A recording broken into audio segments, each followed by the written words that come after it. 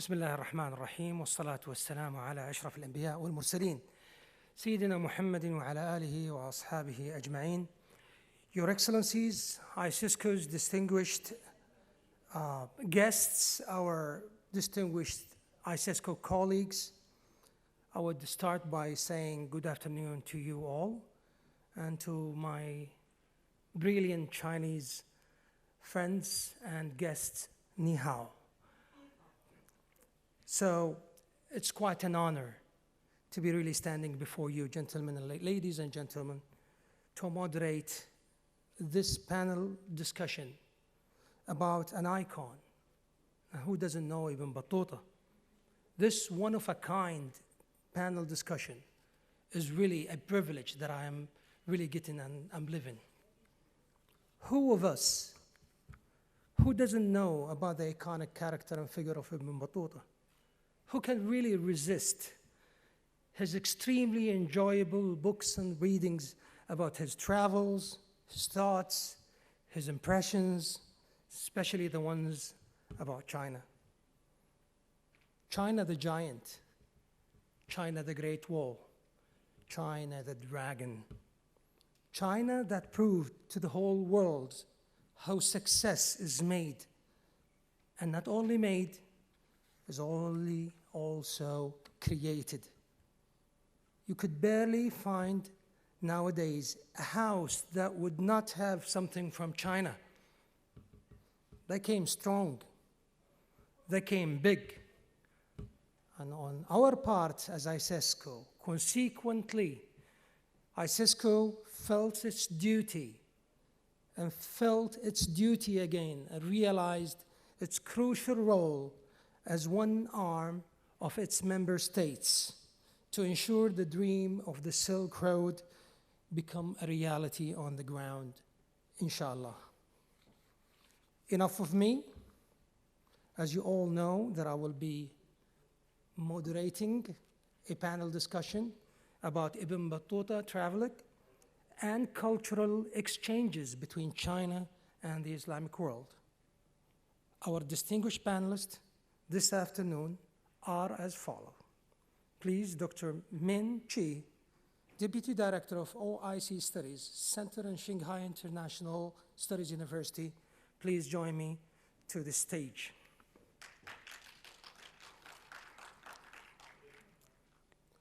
Dr. Abu Shaib al-Sawri, Professor in the Faculty of Language, Arts and Human Sciences in the University of Hassan I, please welcome and join us to the stage, please.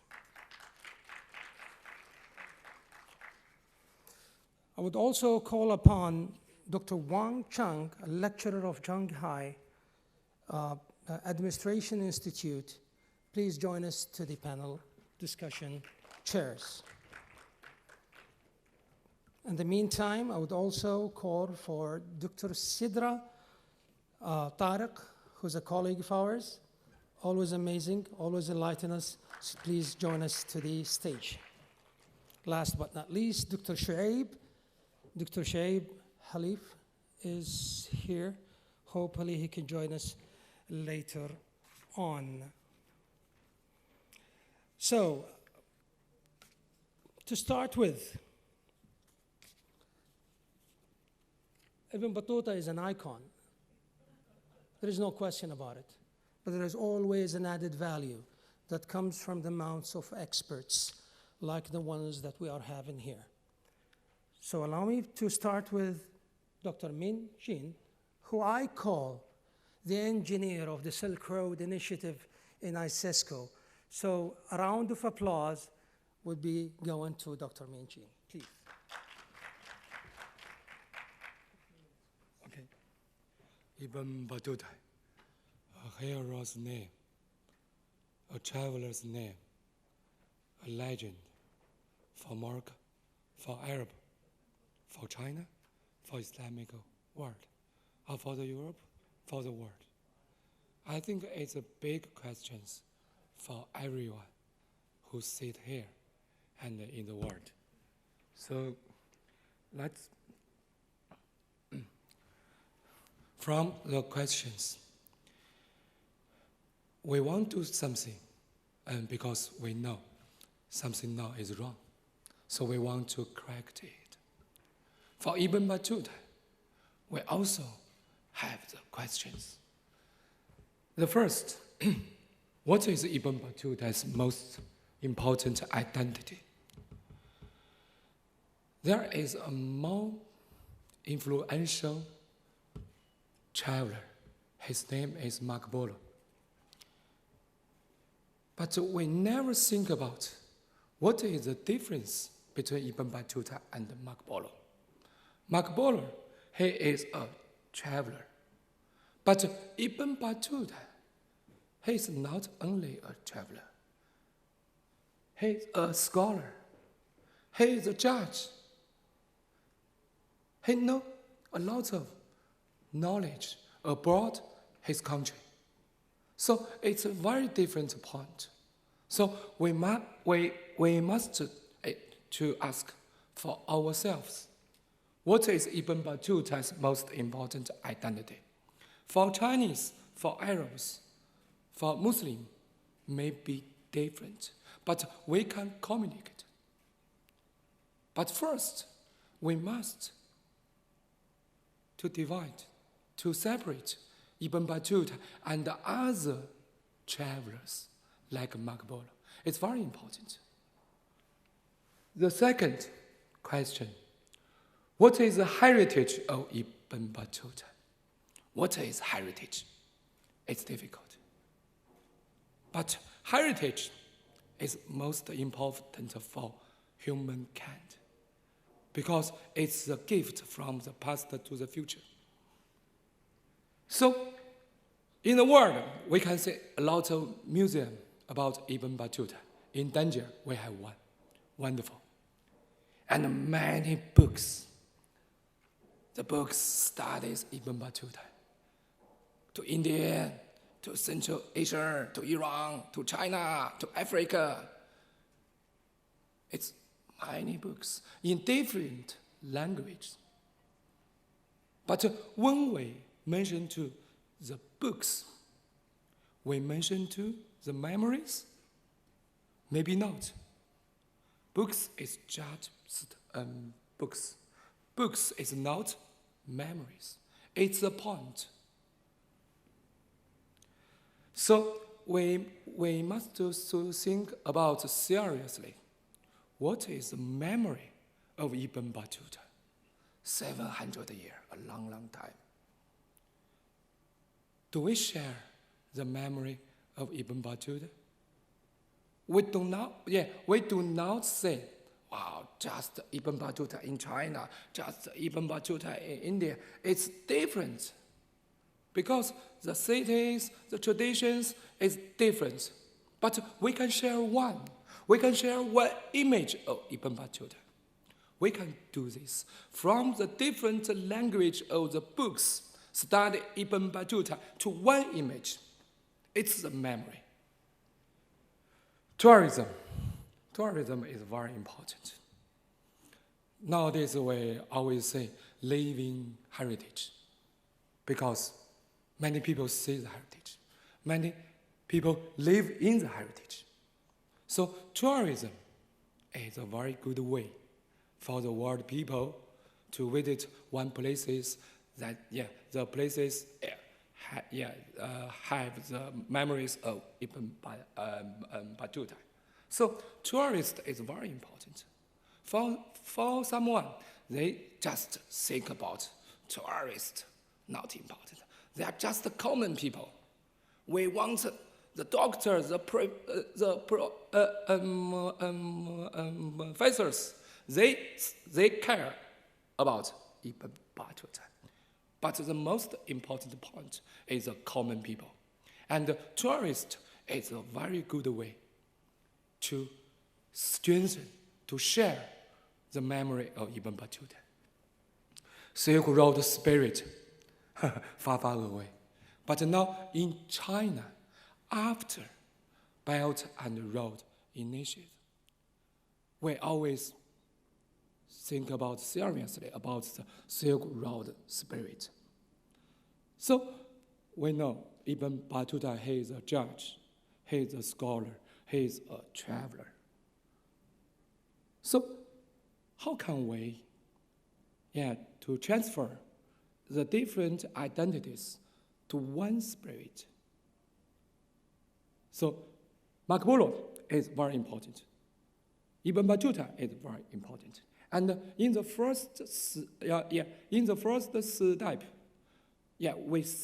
we separate Ibn Battuta from Marco Polo. But when we finish our job, we can find the similarities of Ibn Battuta and Marco Polo. It's the Silk Road spirit. Maybe the help of the UNESCO and the ISISCO and China, France, many countries we can do together. So the third question is about what is the future of Ibn Battuta. I think it's very important now. Terrorist, because he is a Muslim. So the Europeans, they think about Ibn Battuta, Muslim, terrorist. What? For the world. Oh. The second, he's just a Moroccan. I know, we know the king in Morocco. They love Ibn Battuta. But Ibn Battuta not only belong to Morocco. So how we can connect with Morocco to the cooperation? For the Ibn Battuta studies, for the Ibn Battuta image, it's a big problem. The third one, as same as Marco Polo. We don't to think so. In the future, we can do a lot and to change the common people's ideas. So I am a Chinese. I have China's perspective. We know in the Ibn Battuta's travel, the farthest country is China. We received it. We accept it. He went to China far, far away. But why China? Why not India? Why not Japan? Why not Korea? Just China. It's very important. وطلب العلم والله في الصين. لماذا الصين?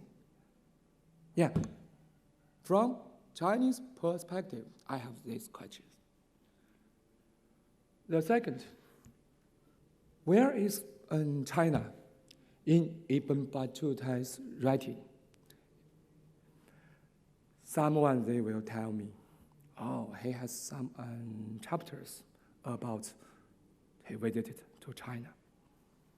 But not only for this.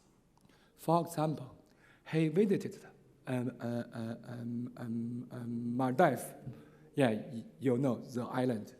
And when he arrived at Maldives, he see some very interesting thing.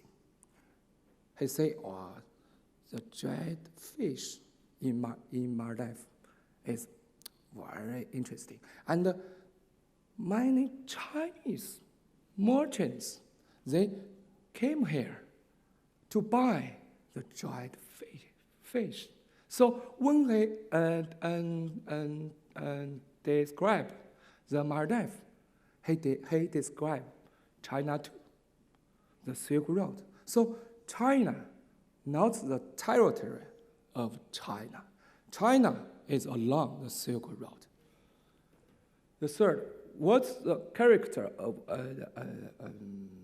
China in Ibn Battuta's writing? In nowadays, we know China is a factory world. And in Ibn Battuta's writing, he always writes, Chinese do the best. They can build the best building. They can do the best artifact. So From me, yeah, my perspective, I can know some different from the foreigner who focus on China in Ibn Battuta's writing. So let's go to the details. First is the culture influence. The first one is the community heritage. You can see the two pictures. The picture in the left is the city of Guangzhou. The city is the first station when Ibn Battuta he arrived at China. And you see the tower. The tower is Manar. Yeah, a long time ago. And now, there is a Moscow. So we can say when Ibn Battuta arrived at the city of Guangzhou, he said, the very beautiful tower. Now, the tower still there.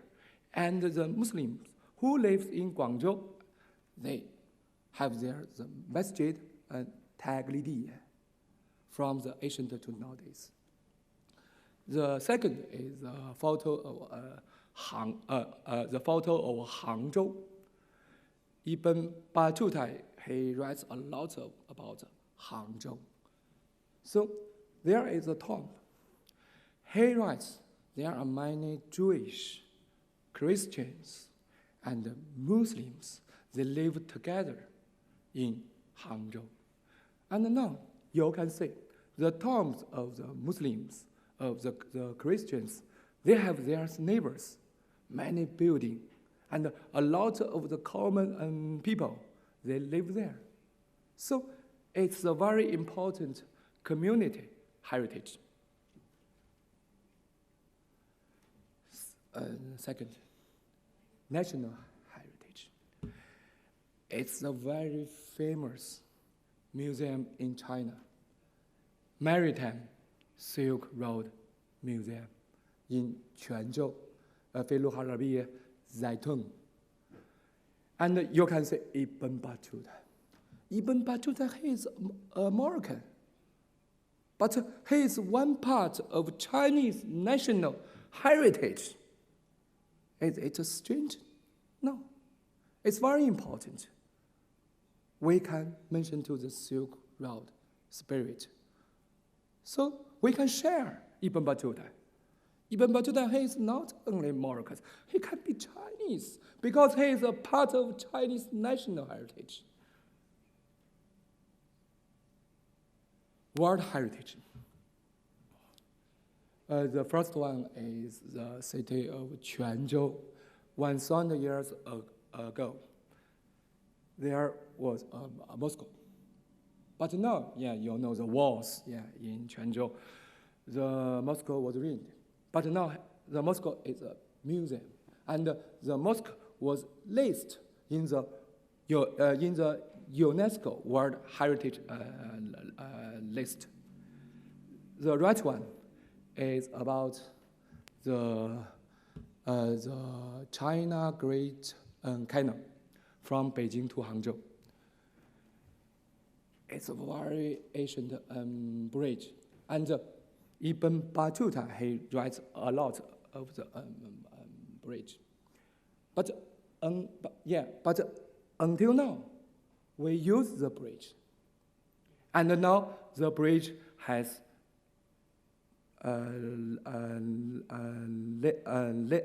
listed to the World Heritage. Okay, I have no time. So we fast. The second is economic influence. The first is made in China. You know, we can to make the silk, the China to the world, and Ibn Battuta, he writes it. The second is market in China. So I just mentioned too. to describe the production process of the Maldives dried fish and export to China. And it's very interesting. It's a mall in Dubai, Ibn Battuta Mall. Many Chinese tourists go to the mall, and they can see Ibn Battuta. Yeah, it's the museum in Tangier, where I have no time. And the last one is about the political influence. We see the photo. The premier, Zhou Enlai, when he arrived at Morocco in 1963, he said that Ibn Battuta made important contributions to the understanding of Chinese culture by Arabs, Muslims, and the world. And yeah, and I think, oh, okay, no. Oh, okay, just 1 minute. Okay? Yeah, and now, when we promote the Belt and Road Initiative, President Xi Jinping emphasized Ibn Battuta four times. And the last PPT, yeah, we can say it. What we can do from Chinese perspective to strengthen the Ibn Battuta, you know, the ideas, the communities, and it's very important for the future between China and the Islamic world. Yeah, it's okay. Thank you. Okay. It's not working. Thank you so much.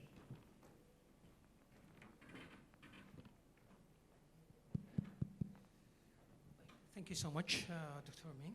I really appreciate this enlightening presentation. We all can feel the sincerity in your presentation. So people say that when passion is shown, you can feel how sincere the person is. We could feel that from the gestures, the hand moves, and everything. A great comparison between Marco Polo and Ibn Battuta. And who can deny the fact that we are the leaders too? Raise the big questions about a heritage, called it a heritage of Ibn Battuta. The big and long archive that could be really benefited from. Transfer knowledge, lesson learned, writing, all those tools who can really play a crucial role in transferring knowledge. Again, once more, thank you so much for a very enlightening presentation. Another eye-opener, another horizon is going to be raised by Dr. Shaib Ash-Sawri, a professional in the Faculty of Languages, in the Arts and Human Sciences, in the Hassan the First University. And start, please. The mic is yours and the floor is yours. So go and get glorious. Thank you. شكرا سيد الرئيس. مساء الخير الحضور الكريم. سعيد جدا بأن أحضر لهذا المؤتمر، وسعيد أكثر بالحديث عن شخصية ابن بطوطة. عنونت مداخلتي عظمة الصين كما تمثلها ابن بطوطة.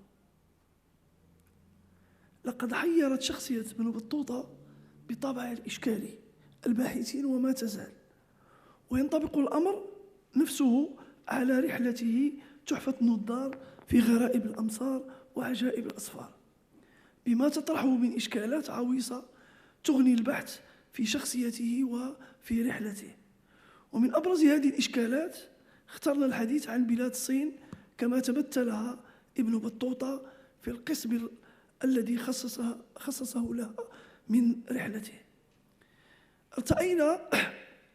ارتأينا الانطلاق من منطوق النص على أساس النظر إلى النص الرحلي على أنه قراءة للعالم، والسؤال الذي يطرح نفسه علينا ونحن نبحث عن تمثل ابن بطوطة للصين هو كيف تمثل ابن بطوطة الصين انطلاقا من منطوق نصه الرحلي كما وصلنا.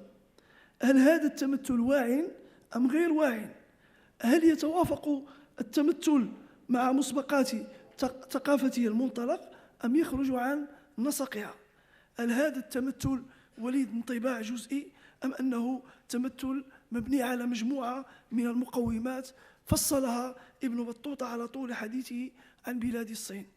وكيف فسر منطوق النص هذا التمثل؟ أو ما هي الأسس المسكوت عنها التي بنى عليها هذا التمثل؟ تمثل ابن بطوطة للصين على الرغم من الطابع المختصر لحديث ابن بطوطة عن الصين، إلا أنه استطاع أن يقدم لنا قراءة عامة عن الصين كما تمثلها، تراوحت بين النفور والإعجاب، لكن المثير للانتباه من خلال القراءة المتمعنة لهذه الرحلة تؤكد لنا هيمنة الإعجاب على النفور، على الرغم من أن ابن بطوطة اعتبر الصين بلاد كفار، فلم يمتثل كليا للتعاليم القبلية لثقافته في النظر إلى الآخر غير المسلم، بل وجدناه قد أشاد بالصين وشهد على جوانب إيجابية فيها وأثنى عليها انسجاما مع خصوصية تميز النصوص الرحلية، وهي انتباه الرحالين لكل ما هو مختلف عند الآخر.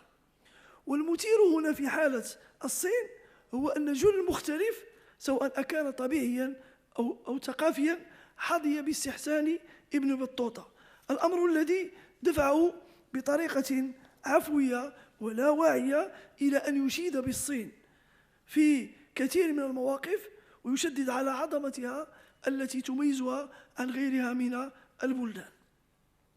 حسب المعجم الفلسفي لأندري كونت سبونفيل يفهم من العظمة الكمية بمعناها الإيجابي عكس الصغر، والعظمة هي صفة لما هو مهم بكيفه وكميته وعدده ونطاقه، وهي خاصية للظواهر الطبيعية التي يمكن قياسها وحسابها، ويتم التعبير عن قيمها المحتملة المختلفة باستخدام عدد وعادة ما تكون مصحوبة بوحدة قياس وتتطلب الأفضلية في التقدير.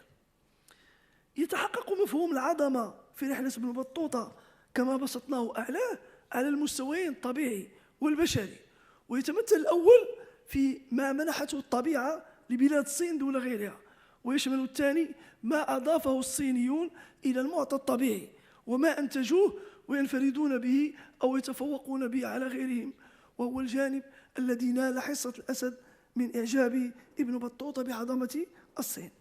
أولا على المستوى الطبيعي أبدى ابن بطوطة إعجابه باتساع الأراضي الصينية وكثرة خيراتها الطبيعية من حبوب وفواكه ومعادن وحيوانات، وبأنهارها وبكثرة قراها وبساتينها وأسواقها وعمارتها، والتي تتفوق بها على غيرها من البلدان كالهند ومصر والمغرب.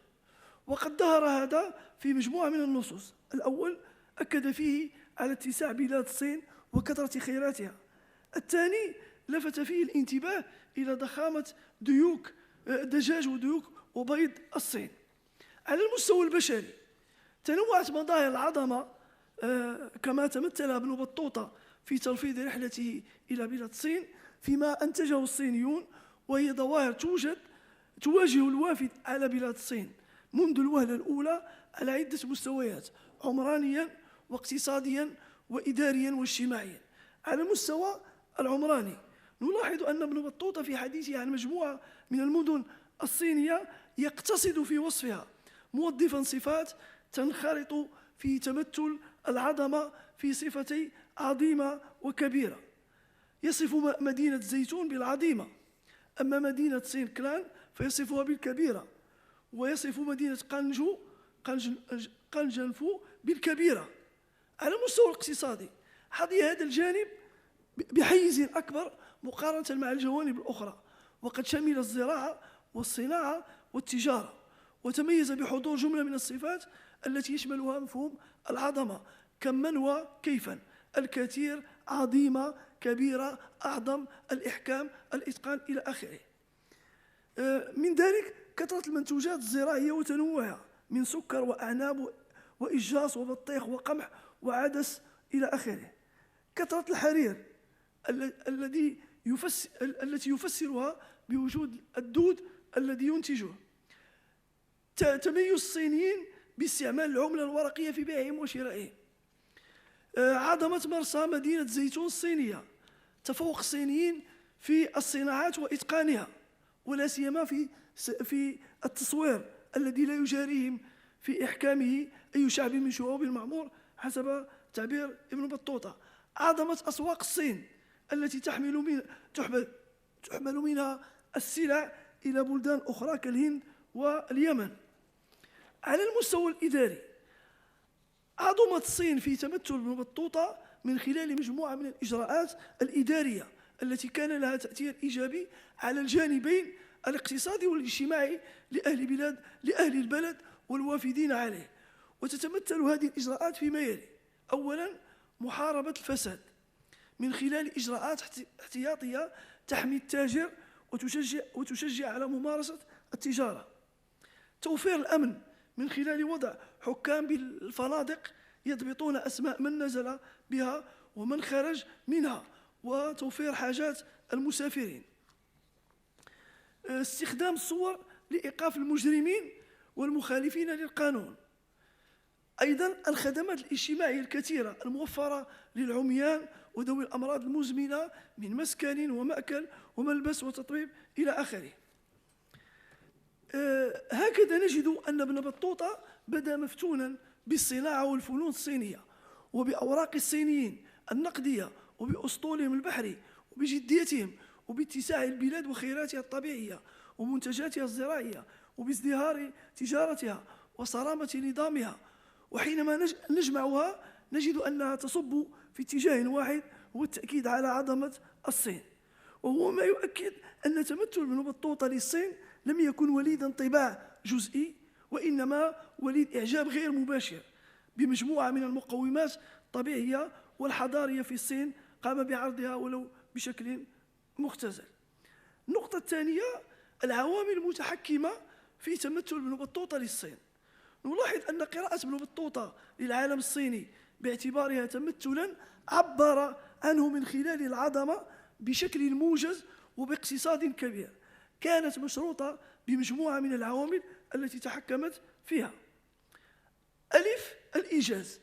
نظرا لاختلاف بلاد الصين عن باقي البلدان التي جابها ابن بطوطة من حيث المؤهلات المتوفرة في تلك البلدان والمتمثلة في وجود عدد كبير من المسلمين والمراكز والزوايا والمزارات والأولياء، كان مقام ابن بطوطة بالصين قصيرا، وانعكس ذلك على نصه الرحلي الذي نالت فيه بلاد الصين حيزا صغيرا مقارنة مع باقي أقسام الكتاب.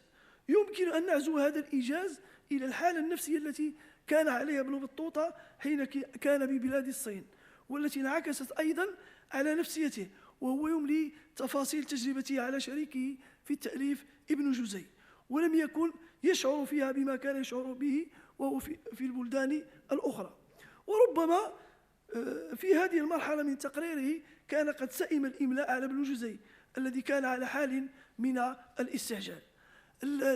المسألة الثانية: انشداد ابن بطوطة لما هو مختلف. من مميزات النصوص الرحلية أنها تتضمن توجها دائما نحو الآخر ونحو ما هو مختلف، ونحو ما هو غريب عن ثقافة القائمين بفعلي الارتحال وترفيضه، ويؤكد ذلك على تعطش الرحالين إلى التنوع والجدة وإلى إغراء كل ما هو آخر وكل ما هو غريب.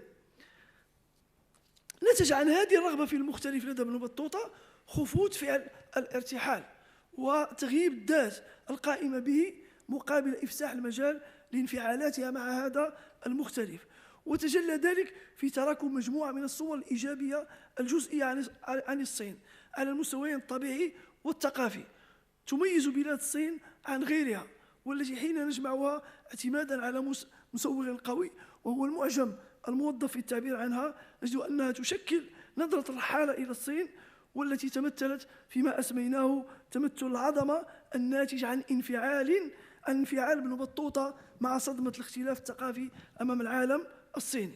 جيم، تضخيم الوصف. نلاحظ أن ابن بطوطة استجابة للتغطية على نقص المعلومات التي توفر عليها بخصوص بلاد الصين، اعتمد أسلوب التضخيم في الوصف الذي يعبر عن التعظيم، أعظم كثير لا يضاهيه، من دون استعمال وحدات الحساب والقياس تمكنه من ضبط وتحديد درجة العظمة والكثرة، وذلك رغبة من ابن بطوطة في تبيان أفضلية بلاد الصين وتميزها بكثير من الخيرات الطبيعية وبالعديد من المنجزات البشرية التي تتفوق بها على غيرها من الأمم. شكرا دكتور. دقيقة. النقطة الأخيرة، النزوع إلى التركيب. تميز النص سيرا على نهج الرحالين في تركيب ملاحظاتهم ومشاهداتهم.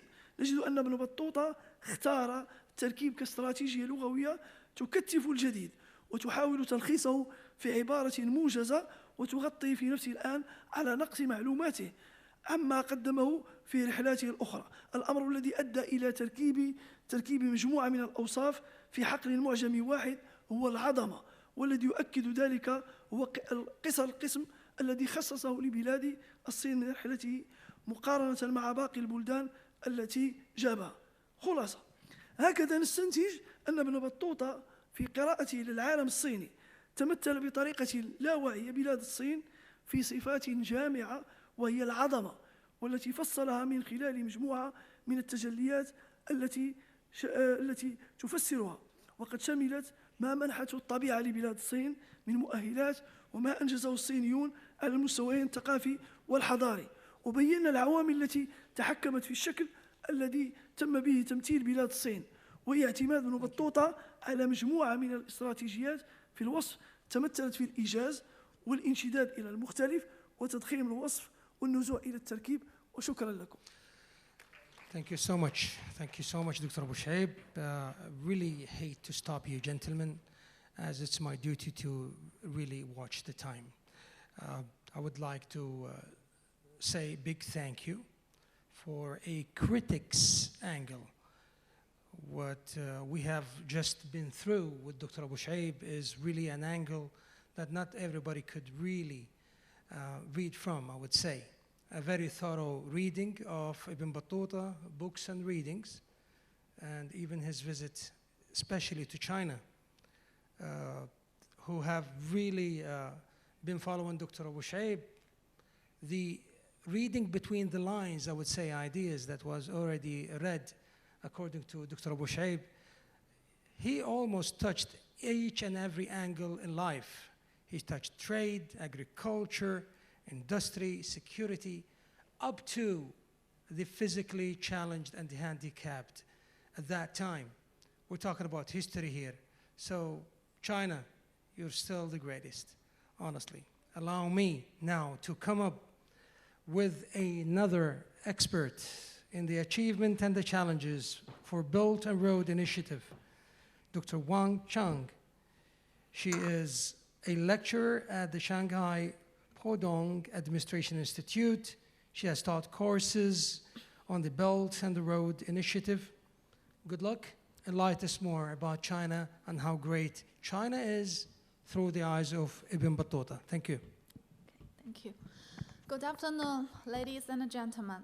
I'm Wang Chang from Chinese Pudong New Area Administrative Institute, Shanghai, and also a PhD graduate from Institute of Silk Road Strategy Studies, editor of Journal of New Silk Road Studies, Shanghai International Studies University. It's my great pleasure to be here in the beautiful and romantic city in Morocco. Our delegation has experienced the warmth and the beauty of Rabat and Tangier, and I'm so appreciated for your hospitalities from Ísészko team, and I'm so inspired by the previous scholars from your excellent speeches, and academic wisdom. Inspired by the heritage from Silk Road 2,000 years ago, the Belt and Road today has developed 10 years and got fruitful results. It's my pleasure to share with you this topic, the achievements and challenges for Belt and Road Initiative. I will brief my speech in 3 aspects. The first part is the world is undergoing profound changes in the century. The second part is the Belt and Road is paving the way towards a shared development and prosperity. And the third part of my speech, the Belt and Road is promoting all-round connectivity in multiple fields. I will short the Belt and Road as BR in the following speech. The BR was proposed by China, but it is open to all countries in the world to join and to share the benefits. Let's see the first. The world is undergoing profound changes in the century. For nearly 100 years, 2 world wars, the Great Depression, Cold War, the financial crisis, disease, and countless regional hotspots and local battles have been experienced. At the same time, the establishment of international regime centered on the United Nations has brought overall peace, lasted for more than 70 years. The world economy has made leap forward progress, and the political, economic, cultural, and technological independence and connectivity on politics between countries have reached to the level unseen in the century. However, we have problems nowadays. The first problem is that international order is adjusting, triggered by significant changes in the balance of power. The second problem is that development tasks of developing countries are arduous. And the third problem is that global governance system is facing changes. We've seen that a new round of scientific and technological revolution and industrial transformation is gathering momentum. Humankind as a whole has gained a more profound appreciation of the need for health and safety, peace and development, win-win cooperation, and for embracing a shared future. So the Belt and Road is paving the way towards a shared development and prosperity, and this is my second part of my speech.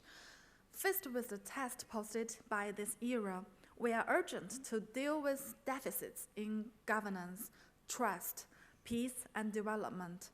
In March 2013, Chinese President Xi Jinping proposed the vision of a global community of shared future. In September and October that year, he raised the initiatives of joining with others to build a Silk Road economic belt and the 21st century maritime Silk Road. Since its launch 10 years ago, thanks to the combined efforts of all parts, cooperation on the BR framework has expanded beyond the borders of China to become an international effort. The BR is founded on the principles of extensive consultation, joint contribution, and shared benefits. The BR is committed to open, green, and clean cooperation towards inclusive and sustainable development. The BR aims at high standards, sustainability, and better lives by raising cooperation standards, investment effectiveness, supply quality, and development resilience, delivering real and substantive results for all the participants. An initiative towards progress, cooperation, and inclusiveness, the BR pursues development, promotes win-win outcomes, and inspires hope.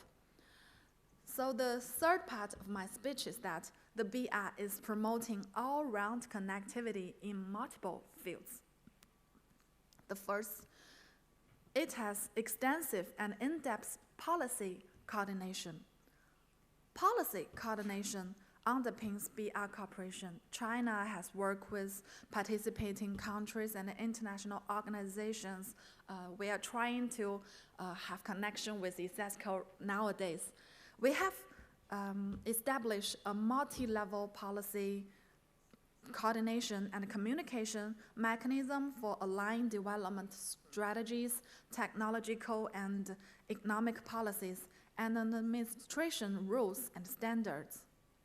Under this mechanism, plans and measures for regional cooperation have been formulated through joint efforts to facilitate and speed up cooperation. And the second part is the BR is growing connectivity of infrastructure. The BR prioritizes connectivity of infrastructure. Basic connectivity over land, maritime, air, and cyberspace is in place, laying solid foundations for deeper cooperation in trade and industrial capacity and strengthening cultural and people-to-people exchange. And the third fruitful result is we have unimpeded, convenient, and efficient trade. Facilitating trade and investment is a major task in building the Belt and Road. The participating countries have worked hard to promote trade and investment, liberalism, and facilitation. And trade and investment are expanding steadily. Trade and investment platforms are playing a growing role. Industrial cooperation is deepening. The fourth part of the fruitful result is that diverse dynamics of financial integration. Financial integration is an important pillar of BR cooperation. The financial cooperation mechanisms are maturing. The channels and platforms for investment and financing are constantly expanding. Innovative investment and financing methods are steadily being explored. Debt sustainability has continued to improve. The fifth point is that solid foundations for people-to-people ties. People-to-people ties are the social foundation of the BR cooperation. We have cooperation on culture and tourism is rich and colorful. Educational exchanges and cooperation are extensive and profound. Media and think tank cooperation has yielded fruitful results. People-to-people exchange are constantly expanding. The sixth point is that steady progress in new areas is undergoing. Leveraging their respective strengths, participating countries of BR have continued to expand cooperation into new fields and creative, innovative cooperation models, achieving great progress in building a healthy, green, innovative, and digital Silk Road, and further broadening the space for international cooperation. Notable achievements have been made in health cooperation. Remarkable progress has been achieved in green and low-carbon development. Cooperation in scientific and technology innovation is gathering speed. Digital Silk Road cooperation presents numerous highlights. So here's my conclusion. The Belt and Road Initiative has given new life to a history of cultural exchange that dates back more than 2 millennia and has inspired more than 150 countries with the zeal to realize new dreams. The BR is a long-term, transnational, and systematical global project of the 21st century. it has succeeded in taking its first step on a long journey, continuing from this new starting point.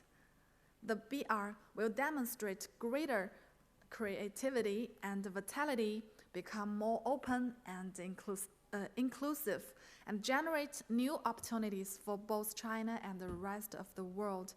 Our goals are to pass the torch of peace from generation to generation, sustain development, ensure that civilizations flourish, and build a global community for shared future.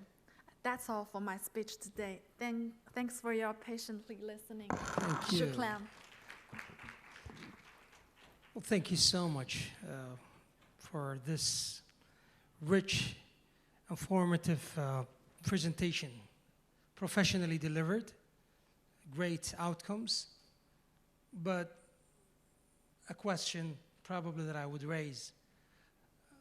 A life without challenges would be absolutely without a taste, correct? It's all the challenges that we really learn from. It's all the challenges that we can really get along and move forward. So again, another success story that China is showing to the whole world. BR initiative, lesson learned, sustainability. Look at these words, big words. They are taught in the biggest university in the whole world.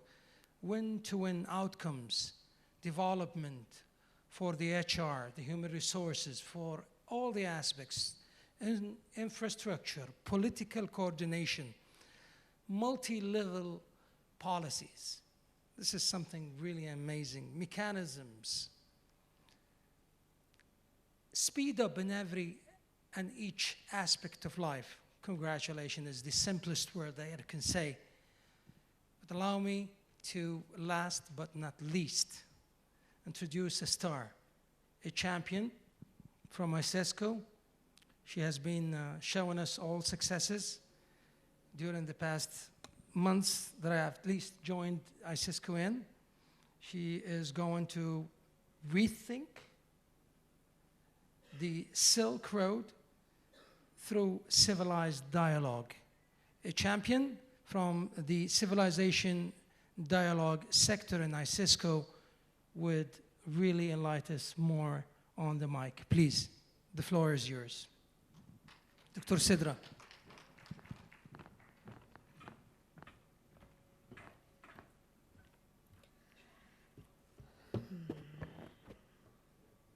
Assalamu alaikum wa rahmatullahi wa barakatuhu, and good afternoon, everyone. I would like to begin by applauding our superb team at Ísísco under the leadership of our directors, Ambassador Khalid Fatah Rahman, Dr. Umar Heli, and Dr. Anar, and our esteemed partner, the Shanghai International Studies University, SISU, for convening this apt and pertinent conference at a time of profundity whereby geopolitics and geoeconomics critically shape and dominate international affairs more than ever in the history of the modern world. Given how interconnectedness is the prevailing norm for facilitating global cooperation and embracing global citizenship, it is timely for us to rethink and revitalize the Silk Road narrative. Making, therefore, my modest contribution to this intellectual discourse on Silk Road studies, I'll be presenting today some preliminary thoughts and perspectives on how we can enrich our understanding of this new Silk Road through the prism of civilizational dialogue. Just as civilizational dialogue is values-driven, so should the Silk Road narrative for it to be fruitful. Firstly, the new Silk Road should be an inclusive endeavor that is fair and equal treatment despite having varying identities and being generally valued.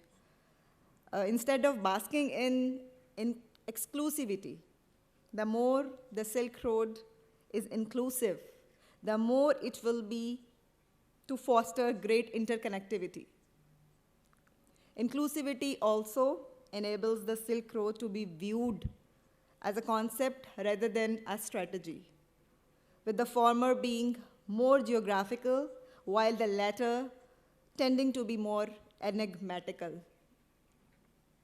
The overarching idea stemming from civilizational dialogue is that the new Silk Road must help to preserve global harmony and international peace driven by the spirit of humanity, and its development must be carried out on the basis of mutual trust, respect, and understanding.